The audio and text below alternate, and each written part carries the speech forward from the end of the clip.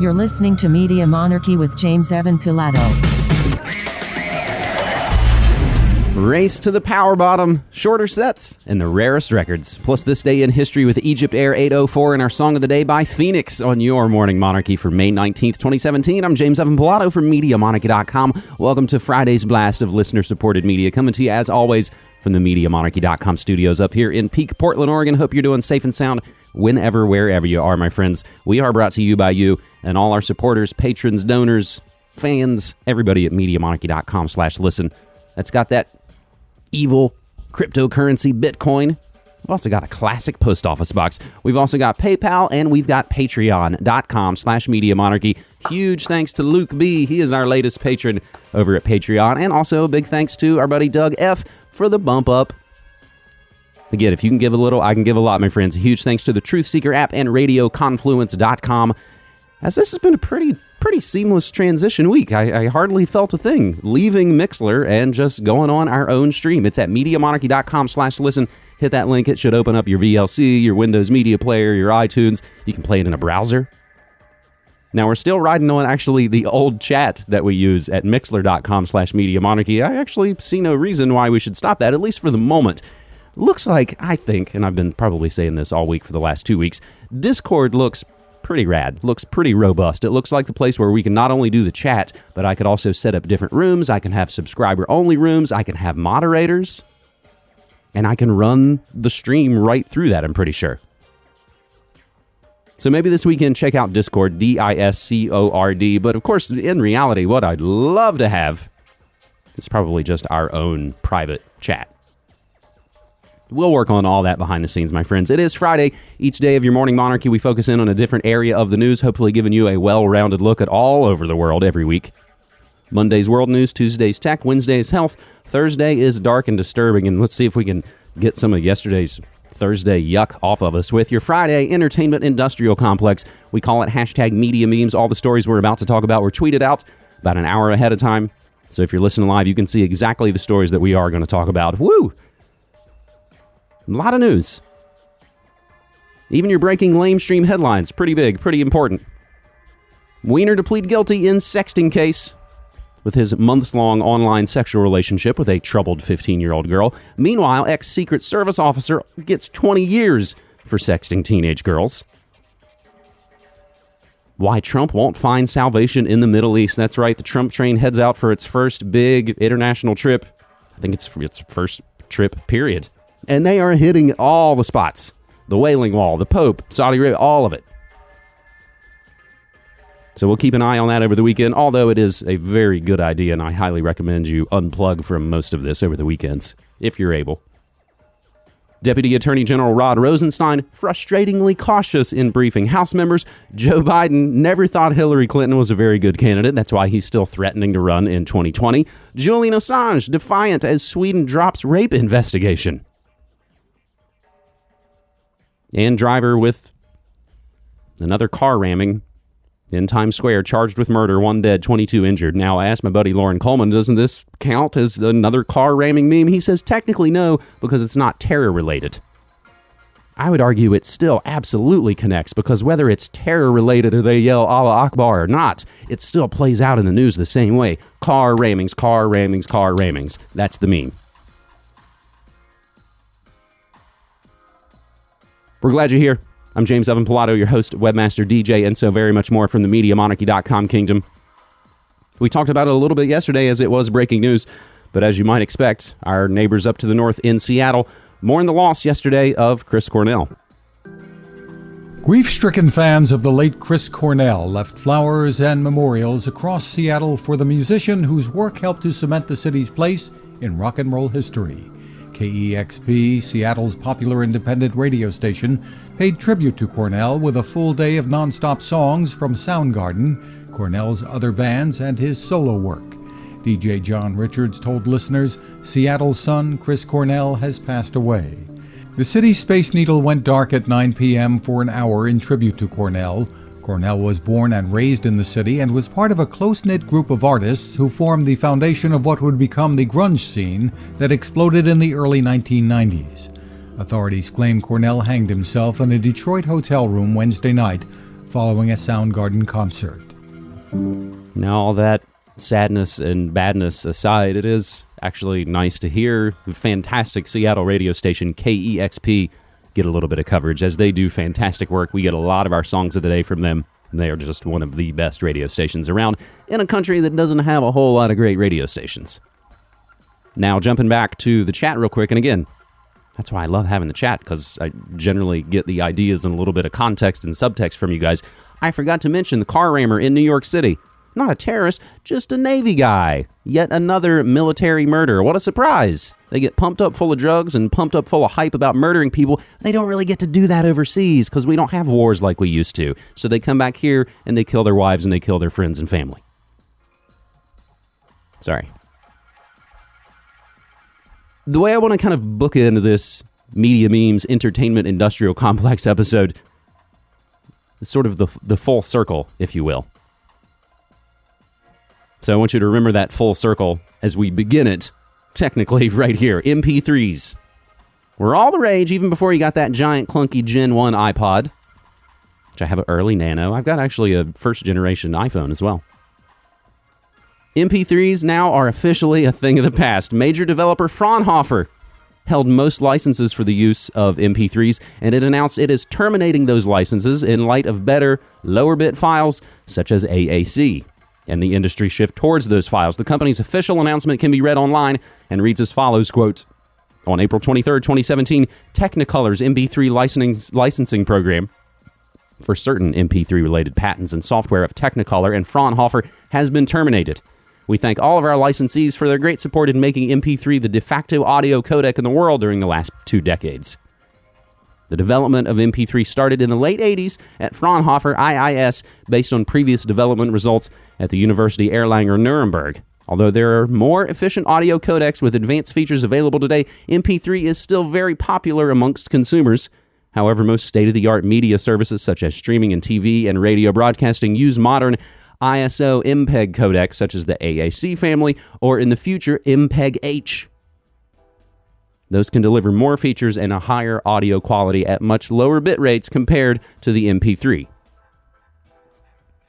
So is the MP3 really dead? Or did the licensing run out and they can't collect on it anymore? Now, I asked author Stephen Witt, who wrote one of my favorite books of the last couple of years, How Music Got Free. He's not replied to me on Twitter, as, of course, sometimes you might imagine might happen. I'm not replying to that weird... Many of Power Bottom's upcoming tour dates have been canceled following recent... Hey, don't jump the Power Bottom gun. I'm getting there in just a second. As that is one of our biggest stories today. And it did, as we'll hear, happen in essentially the course of 1 week. I'm pretty sure last week, this time, on the show, we were talking about, as we often do, new music releases. One of those new music releases last Friday was a record called Pageant, of which we had already played 2, if not 3, of the singles from it. And it was by a little duo called Power Bottom. And of course, yes, we've already made fun of their name, as is the Kabbalistic way of most band names. Remove all the vowels and capitalize everything. Power Bottom. PWRBTTM. This is a fantastic example of now the left eating itself. So the fake left has gone after all the phony right people and Milo and torn everybody down and everybody's fired and everybody's lost their jobs. And then what do when they're still hungry? They turn on themselves. Let's listen to the rapid decline of Power Bottom. In just about a week's time, queercore duo Power Bottom have gone from indie rock's Great New Hope to having their tour canceled, label deal nixed, and the future of their band in major jeopardy. The rapid downfall came after a series of disturbing accusations of sexual abuse and predatory behavior against Power Bottom member Ben Hopkins. How did this all develop? Let's take a look back. Just 2 weeks ago, on May 3rd, Noisy called Power Bottom America's next great rock band. A day later, on May 4th, NPR began streaming the band's new album Pageant, praising the act for their powerful reimagining of what it means to exist within or outside contemporary notions of gender and sexuality. But that is where the praise ends, because on May 11th, comments on Reddit and Twitter raised allegations that Hopkins is a, quote, known sexual predator and a, quote, perpetrator of multiple assaults. As the story grew, Spin spoke with the individual responsible for the initial post, and she explained that she had become the impromptu clearinghouse of sorts for complaints against Hopkins, receiving countless messages from strangers after she commented, quote, "I'll buy your album once you stop harassing queer women," on a Facebook post promoting the band's album. More stories began to emerge, along with a 2011 picture of Hopkins kneeling on a beach next to a swastika drawn in the sand. The band finally responded via a Facebook post that same day, announcing an email address for any survivors wishing to discuss the issue with another survivor. Our primary goal here is to ensure that a survivor of abuse has a voice, that their story should be heard, and that people who cross the line should be held accountable. What this means for the band, our album, our fans, and our upcoming tours is, as of yet, unclear. The following day, May 12th, simultaneously saw the release of Pageant, the exit of touring band member Cameron West, the cancellation of a record release party at Brooklyn's Rough Trade, multiple opening acts voluntarily bailing on the forthcoming tour, their management dropping them, along with multiple festivals booting the act from their scheduled appearances. The following day, May 13th, found the band dropped by their label, Polyvinyl Records, which stopped selling and promoting Pageant less than 24 hours after its release. Now it appears the band's entire tour has been scrapped, as St. Louis venue Off-Broadway took to Facebook to post, "This just in, Power Bottom is canceling all upcoming shows until further notice. The band will be making a formal statement early next week." And perhaps the biggest blow to date, Power Bottom's music has been yanked from Apple Music, iTunes, and a slew of other popular on-demand music platforms as of the morning of May 16th. As to what will happen to Power Bottom, Hopkins, and the development of these allegations remains to be seen. Our buddy Andy Has Bad Taste just checked and said it's not on Spotify as well. Persona non grata in 7 days. You cease to exist. Now, this is what happens in phony progressive circles. Also, of course, when you purport to hold yourself up to some ridiculous high standard, people can't wait to tear you the fuck down. Power Bottom, we've played their new tracks. They're as good as any other indie rock that we play on Pump Up the Volume. Now, again, everything we say and play will be included in the show notes. The most recent I have for you from yesterday afternoon, Power Bottom strongly contest recent allegations of sexual assault in new statement. Quote, "What has transpired over the past several days has been emotionally overwhelming and difficult to comprehend. Last Thursday, I learned that an anonymous individual had made an allegation of sexual assault against me. This allegation was devastating to me as it is contrary to the intentional way I seek to interact with those around me. As I digested the allegations, I tried to figure out who the individual might be so that I could try to reconcile what I had read with my memory of any particular sexual interaction. I've waited to respond to the Jezebel article because the statements made about me by the anonymous source did not line up with any sexual experience I have ever had." Now, the entire statements, the full quotes from all the members, are all linked up on Billboard. So once the phony fake left destroyed all those phony fake right talking heads, they turn on themselves. And we've talked about this. I won't go so far as to say, oh, we've predicted this. But we knew it was coming. We've talked about this through the year, when it was Milo, when it was Tommy, when it was Bill, when it was Alex. They've destroyed all the fake right. Now they're coming after the fake left. You're listening to The Morning Monarchy, the entertainment industrial complex version, my friends. Taylor Swift, Tay-Tay. No, she's not come out of the closet yet. She's preparing for a summer trial against the radio personality who she says grabbed her rear end during a meet and greet photo, and she's commissioned an expert to analyze whether his behavior is consistent with perpetrators of sexual assault. David Mueller sued Taylor Swift in September 2015, claiming he lost his job as a radio host at KYGO after she falsely accused him of groping her at a 2013 event. Swift responded with a sexual assault and battery suit of her own the next month.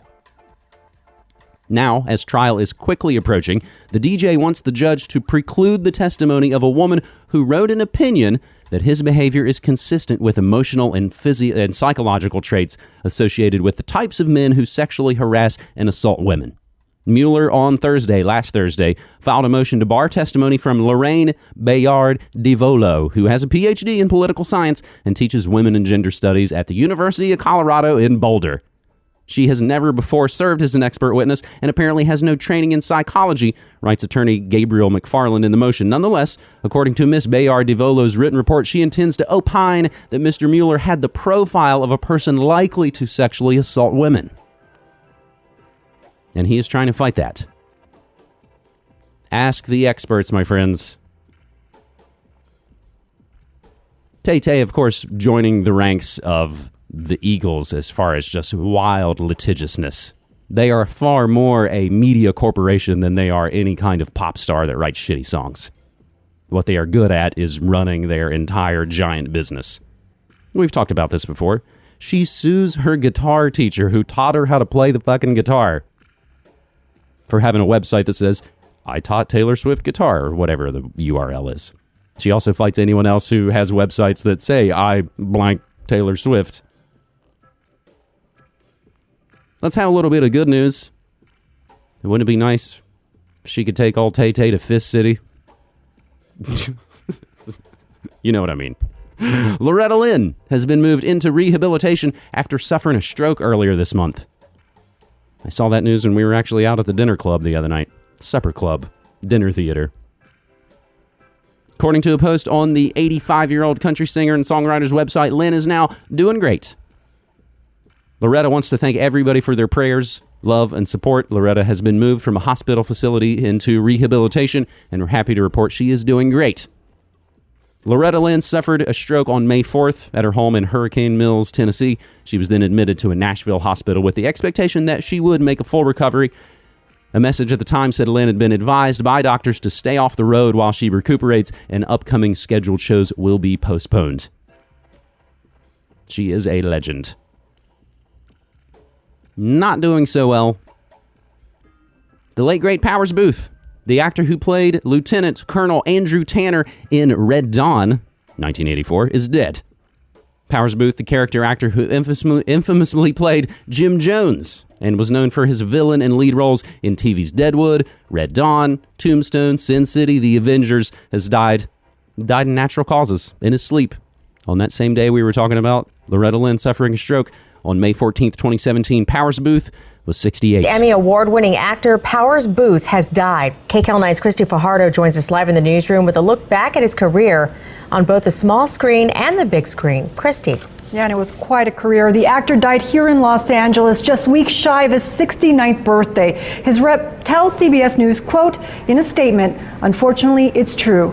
Powers died in his sleep this morning of natural causes. Power don't come from a badge or a gun. Power comes from lying. You've seen the face many times, including in films like Sin City. The Texas native had a prolific career and was most recently known for his roles on Deadwood, Nashville, and Agents of S.H.I.E.L.D. He also starred on the big screen in films such as Tombstone. In 1980, he famously crossed the picket lines during an actor's strike to accept an Emmy for his role as cult leader Jim Jones.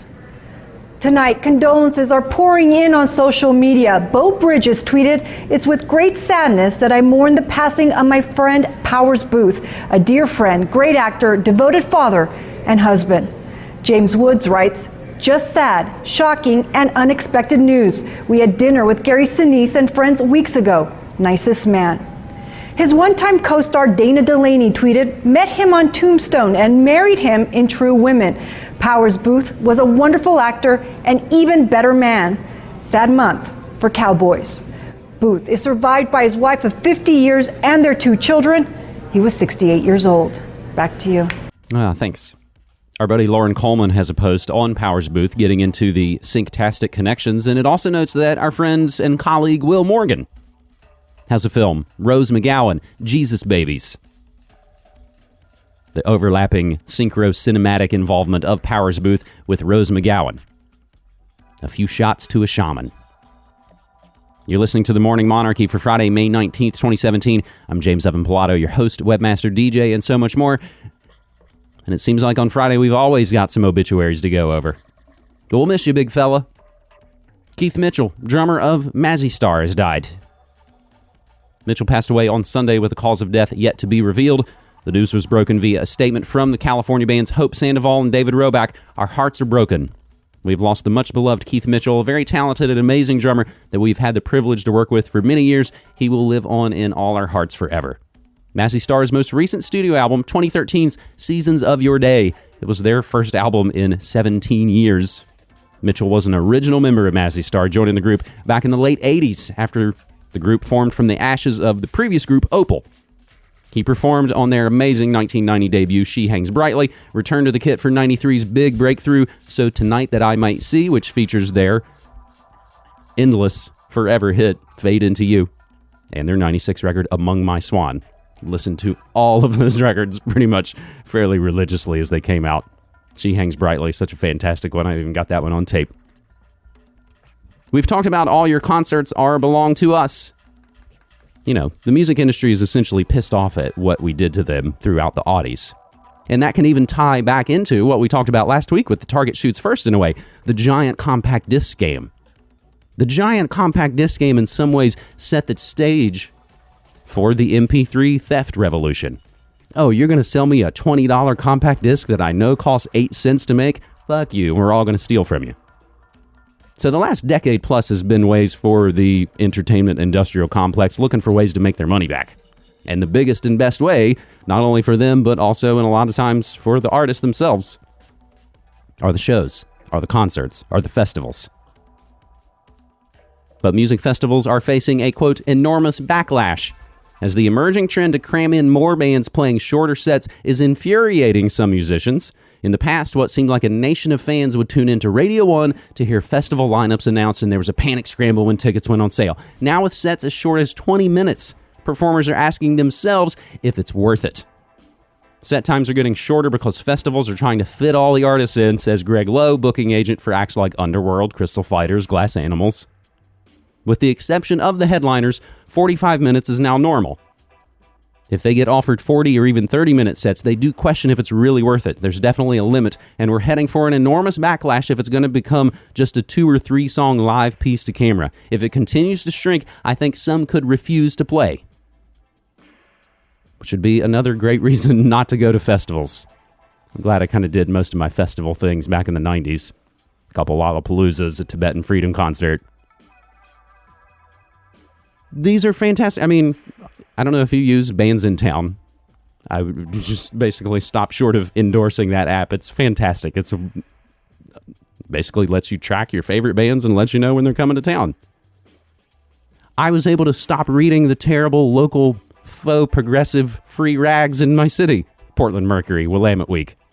All I was reading them for still was to look at the concert listings. Now with something like Bands in Town, I don't even have to pick up that crap, because I can see and know exactly when all my favorite bands are playing. I see more and more, maybe one specifically, if you've heard of Clem Snide. Anytime I see them coming through town, they are doing house shows. They are doing private house shows with a small amount of tickets, and it is very intimate. Let's continue to look at the entertainment industrial complex, my friends. Paul Weller has adopted a habit of having one album flow into the other, even if they're a couple years apart. So 2015's Saturn's Pattern, which I think I mistakenly called Saturn's Return recently. 2015 Saturn's Pattern provided the starting point for its follow-up, A Kind Revolution, which came out last Friday. Now, in addition to talking about the record, he gets into it.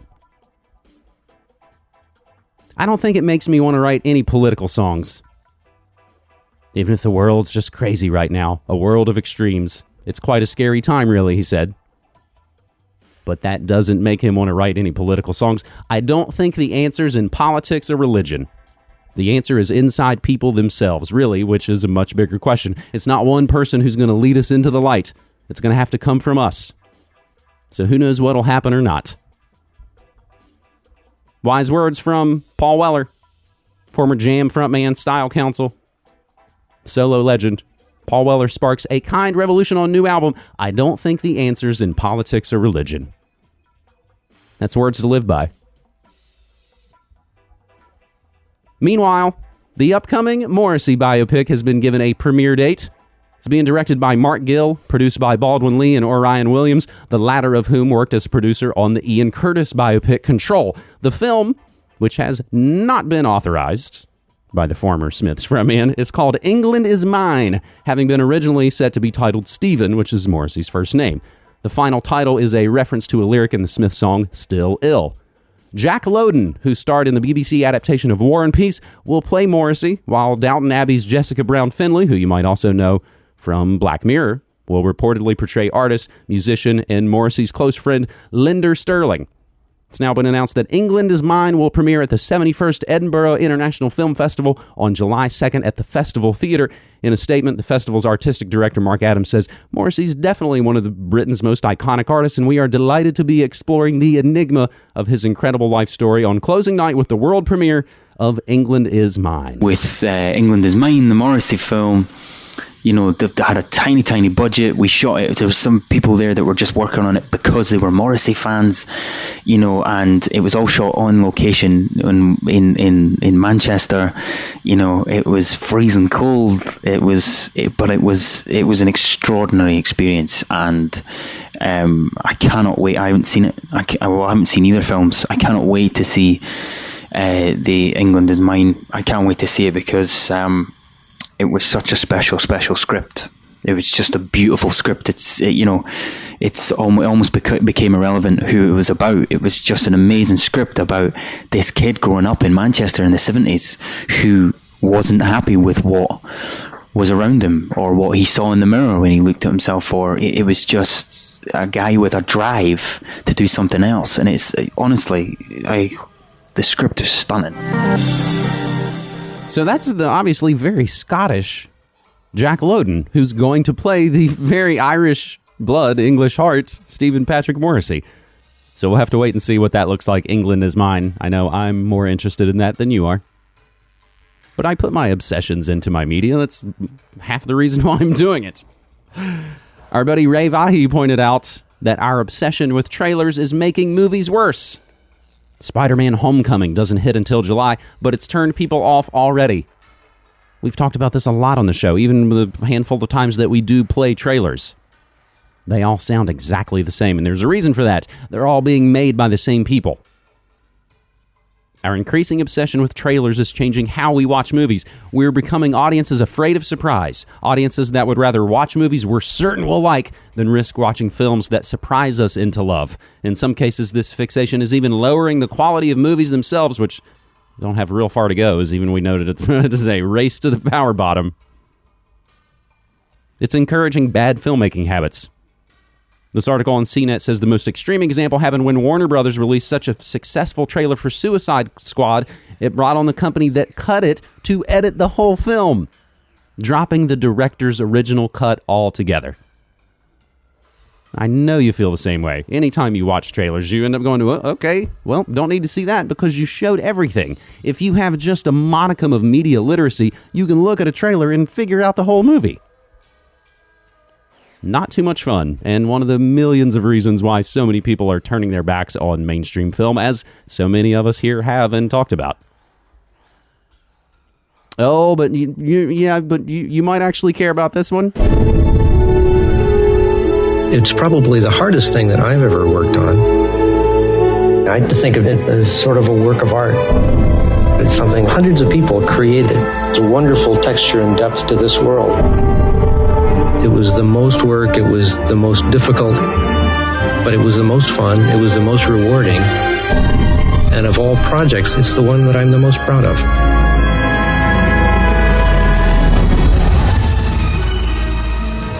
Netflix has announced that they're doing a Dark Crystal revival series. And they've just posted up this first little teaser that actually features the late great Jim Henson in there talking about it. Now, I have to admit, I never saw Dark Crystal. I make references here and there to things becoming, this is my favorite YouTube channel of the moment, as that is where we are mostly watching a lot of our things. Stumble onto channels like Trailers from Hell or even Cracked and watch just tons of their videos, sort of on the side on the other computer while we're doing other work for the Media Monarchy Kingdom. There's a group that calls themselves Everything is Terrible, I think, or Everything is Awful. And they've done this strange project where they've collected tens of thousands of Jerry Maguire VHS tapes. And they're building a gigantic pyramid out of them, and they want to actually put it in the desert.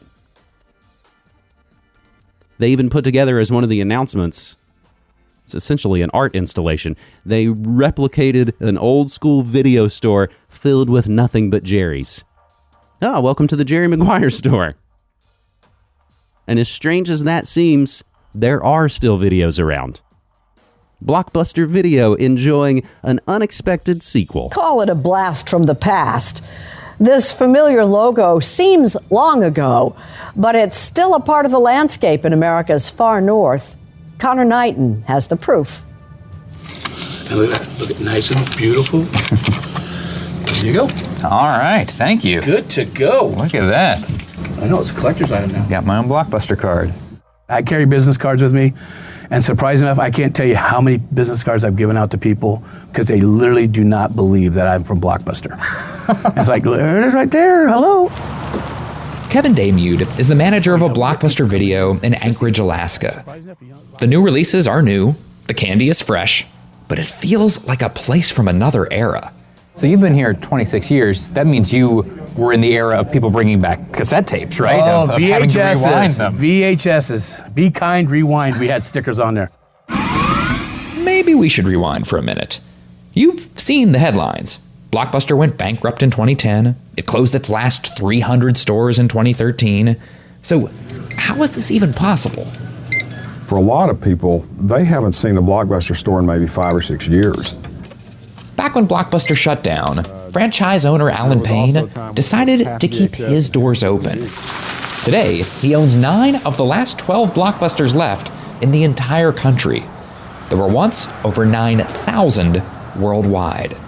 Almost half of the families in the entire country were going in a video store every week. I don't know of any other industries that have gone from nothing to just an integral part of the culture that fast. Welcome to Blockbuster Video. The first Blockbuster opened in 1985. By 1989, one was opening every 17 hours. Wow, what a difference. The stores were racking up millions of dollars of profit in late fees alone. Take care, have a nice day. Bye-bye. In 1999, actress Renee Russo and a guy dressed up like a giant videotape rang the opening bell for Blockbuster's IPO. But 2 years earlier, another video rental company was founded. Netflix. In 2000, Blockbuster had the opportunity to buy Netflix for $50 million. Today, it's worth $60 billion.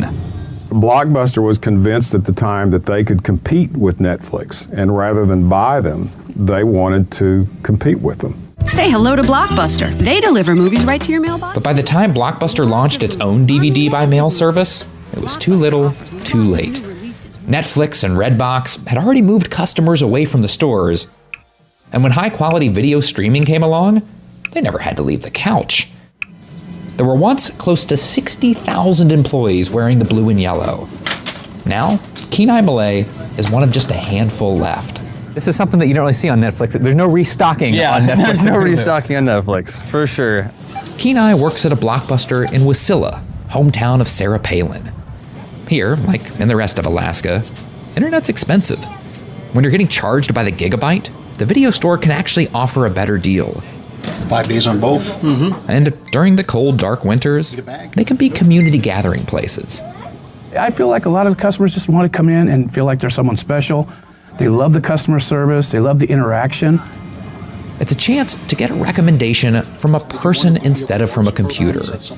To stroll instead of scroll. The shopping experience of looking for a movie on a screen versus coming in here and seeing literally 10,000 titles, there's no comparison. At these final few Blockbusters in the last frontier of Alaska, the employees all know how this movie ends. They're just trying to pause and enjoy it while it lasts.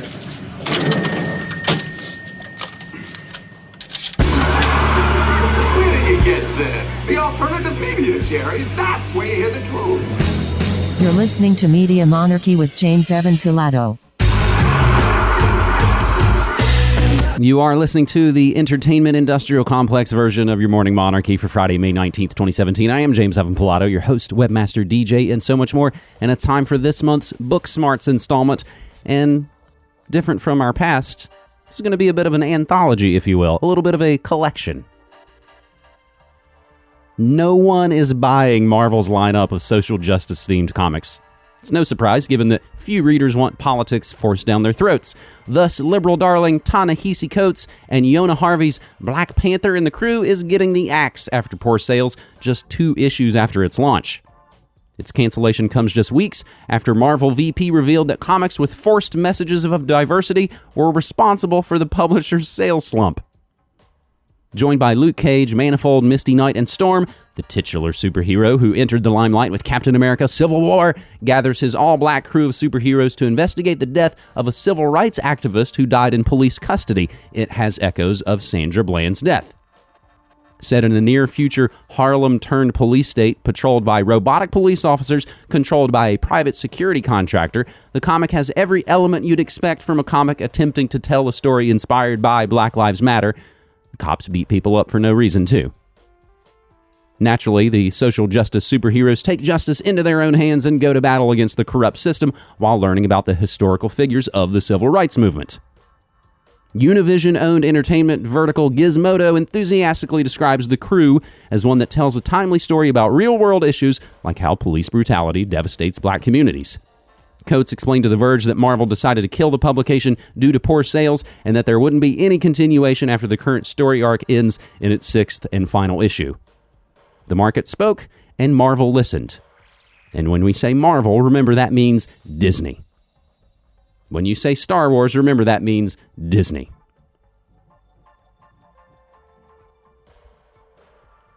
I talk about Chuck Klosterman a lot. Probably one of my favorite authors.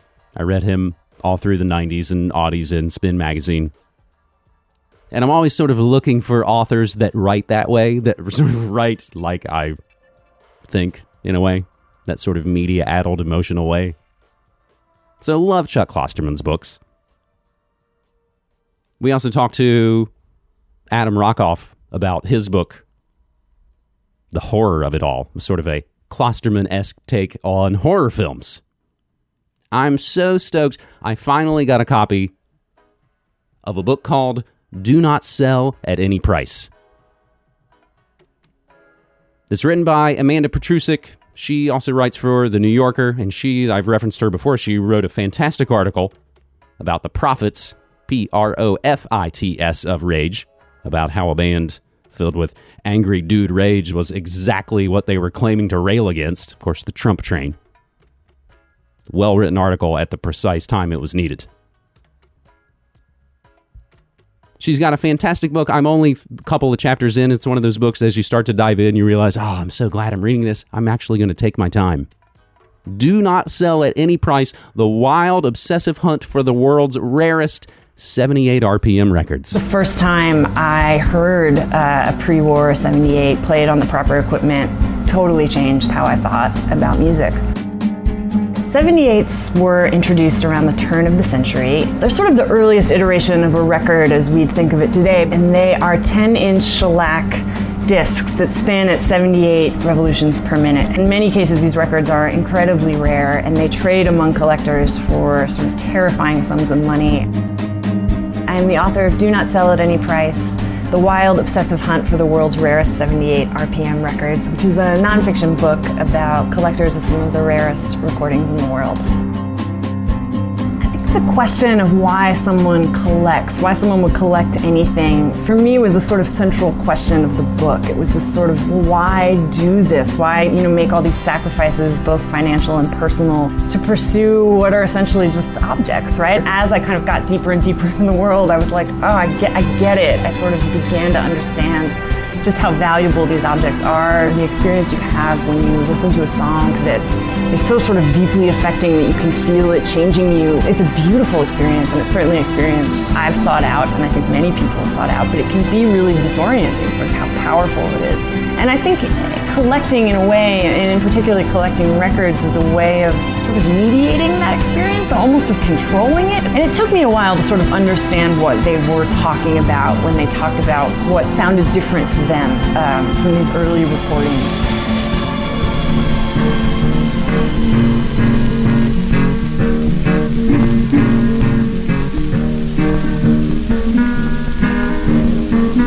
It sounds sounds different to me. There's something that sounds sort of less mediated, more raw. It's a little closer. I think the performers that were singing these songs didn't really have a sense that they were creating an object that would endure in the way that we now think of a recording. Both the recordings themselves and then the ways in which we hear them now. I mean, they do sound like these sort of emanations from the past. I think there's some comfort in that, for me at least, hearing these records and thinking, these things that I feel, humans have been feeling these things in very similar ways for, at least a century, if not clearly millennia. I think I very much sort of came out of this project one of them, on the other side. I'm a 78 collector. It's embarrassing to say it out loud, but it's true. It's very much true.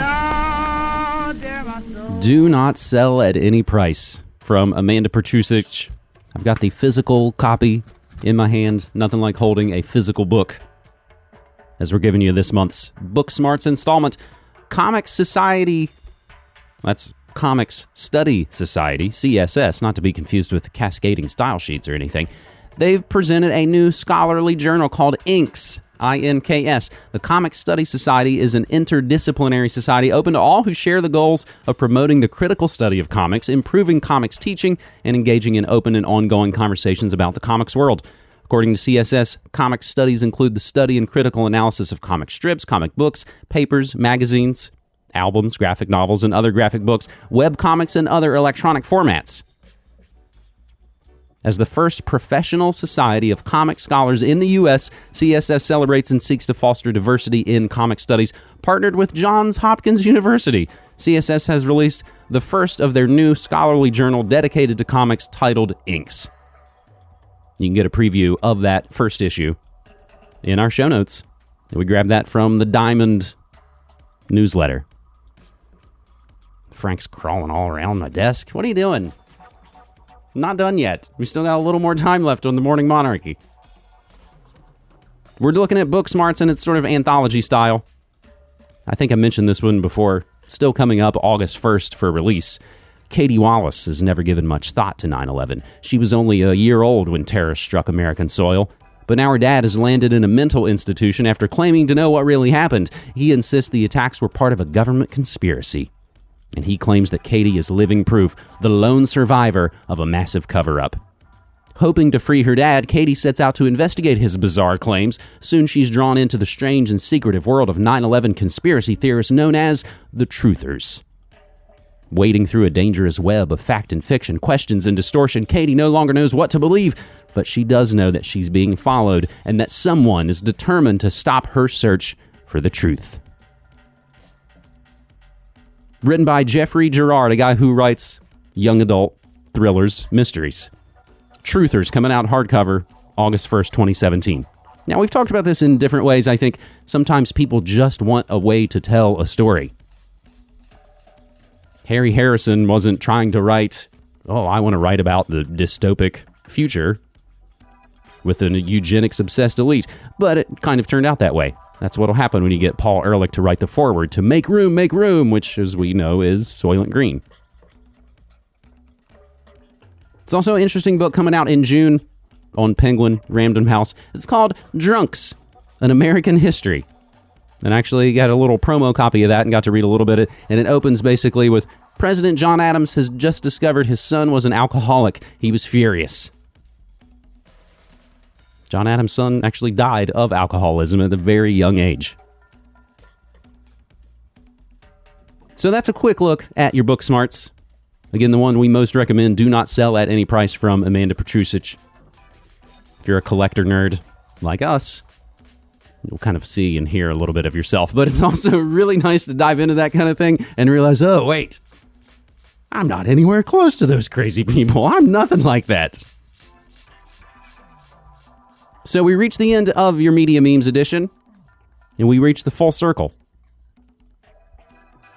This bare-bones cassette player fits in the palm of your hand. The music industry's shift towards streaming has got us nostalgic for analog formats in recent years, with sales of cassettes soaring by 74% in 2016.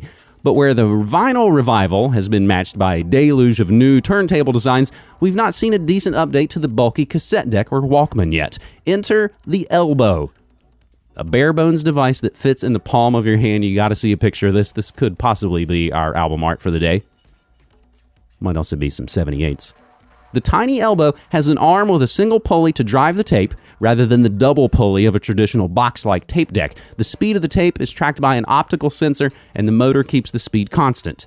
The biaxial arm rotates in two directions in order to play both sides of the tape. Turning the control wheel is like pressing play, and turning it some more increases the volume. Turn the wheel in the opposite direction and you can fast forward with a gradual speed increase. Elbow has a standard 3.5 millimeter headphone jack mini plug, as you might call it, as well as a mini USB port. The portable design concept could be in production soon. It is not actually existing yet. But it looks so cool. It basically looks like a little thing that you just put on the cassette tape. Oh no, MP3s are dead. Hey, look. New ways to retrofit cassette tapes. And cassette tapes were always pretty resilient. I mean, there's still people putting them into their car tape deck just to run their iPod. And that's a look at your Media Memes headlines, my friends. All those stories will be included in the show notes. And if you want to dive even further down, you can just check the hashtag Media Memes for some of the other stories that we didn't talk about. And that goes for every day of the week. Geopolitics, cyberspace war, food world order, holy hexes, and media memes. There's even other ones that don't even really get their own show, like media matriarchy, and some of the other areas we are exploring with our own independent, non-commercial alternative media field.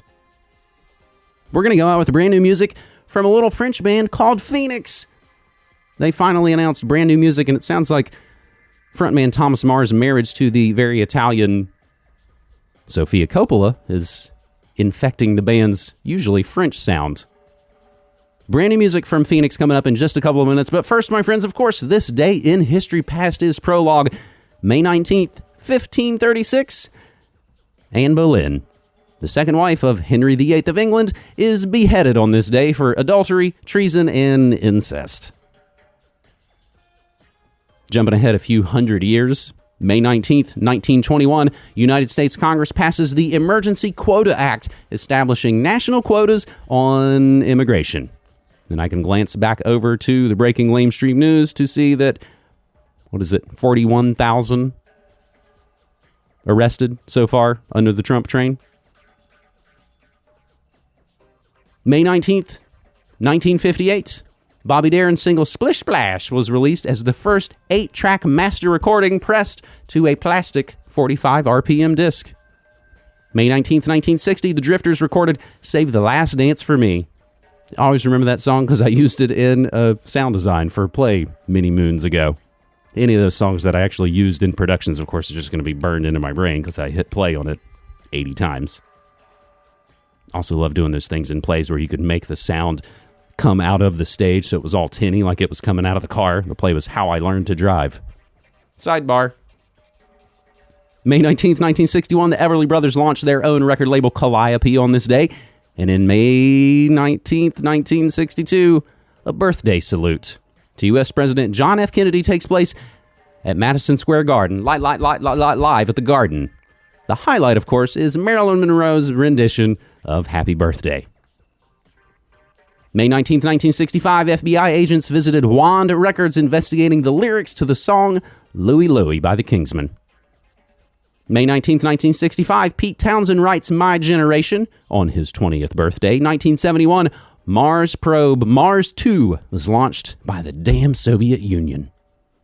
May 19th, 1976, this day in Keith Richards' adventures, he crashed his car in Newton Pagnell, England. He was later charged with possession of cocaine and marijuana that was found in his car. He's just trying to balance himself out, you guys.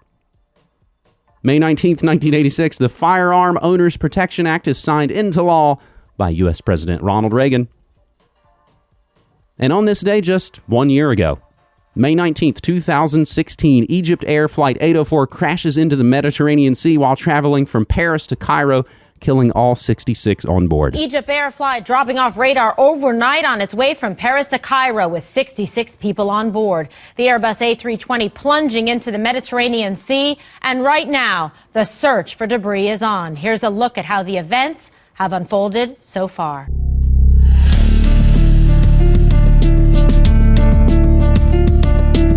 Breaking news from overseas, an Egypt airplane with 66 people on board has crashed. The Airbus A320 that took off from Paris's Charles de Gaulle Airport just after 11 p.m. local time Wednesday. Egypt Air Flight 804 was flying from Paris to Cairo.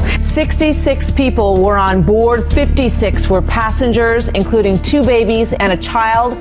10 were crew, including 3 security guards. Aviation officials say that the pilot sent an emergency signal at 2:26 a.m. However, the military denies ever having received a signal. The airplane was 10 miles into Egyptian airspace, flying at 37,000 feet, when it simply disappeared from the radar. Minutes away from landing at Cairo International Airport when it simply vanished from radar. The airplane sent signals showing those dire final moments. Those signals show it took a hard turn to the left, 90 degrees. Then it did a complete 360 to the right, twisting all the way around as it dropped. In that time, the jet plunged more than 20,000 feet, and a short time later, it was gone. The Egyptian officials saying that Egypt Air Flight 804 was likely a terror attack. Now, were there shouts of Allah Akbar? Did I see that on the YouTube comments on that post? Is Egypt sitting on evidence about it? That happened 1 year ago today, my friends, May 19th. Egypt Air 804. Posted to my own MediaMonarchy.com a decade ago today, May 19th, 2007. 2 great posts. One is called Spin, The Art of Selling More, directed by Josh Rushing, a veteran Marine Corps media spokesman. Spin, The Art of Selling More is an investigative documentary that looks at the standard justification for going to war by American administrations of past and present. Not to be confused with the other documentary, Spin, that I believe is by a guy named Eric Singer, that was basically all about media spin, and it had all the, the satellite feed stuff. Basically shows all the fakery, all the things the Clintons and the Bushes all say when they don't think cameras are rolling. Talk about what pharmaceutical drugs they love. That's the other spin. We should talk about that one some other time. The other post to MediaMonarchy.com a decade ago today, Mrs. Clinton's 6-year tenure as a director of Walmart, the nation's largest company, remains a little-known chapter in her closely scrutinized career, and it's little known for a reason. Hillary and Walmart, a match made in... ... Fill in your own word. Both those articles published to MediaMonarchy.com a decade ago today, my friends. Celebrating birthdays on May 19th, the aforementioned Johns Hopkins. Yes, his first name is Johns. Born on this day in 1795. It's also Ho Chi Minh's birthday, born on this day in 1890. Of course, the first president of Vietnam. Oh, it's Pol Pot's birthday as well. This is turning into quite the rogues gallery of birthdays today. Malcolm X, born on this day in 1925, Jim Lair, Nora Ephron, and Chewbacca. That's Peter Mayhew. It's also the aforementioned Pete Townsend. Yes, it is his birthday, born on this day in 1945. The late, great Andre the Giant. Who knew that he would get turned into just some sticker meme by some questionable street artist? Paul Brady's birthday, Grace Jones' birthday, Bill Laimbeer.